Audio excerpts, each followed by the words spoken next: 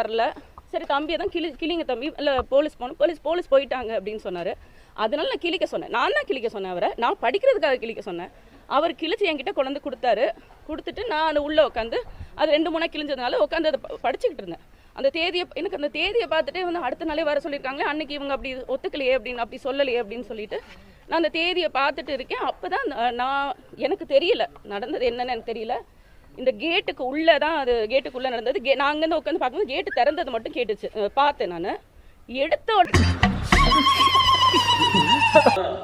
போதும் அப்படி இல்லைப்பா. படிச்சு கிழிச்சவங்க நான் பார்த்துருக்கேங்க. ஆனா கிழிச்சு படிக்கிறவங்க இப்பதாங்க நான் பார்க்குறேன். நான் பேசும்போது the future superstar is Vijay அப்படின்னு சொன்னேன்.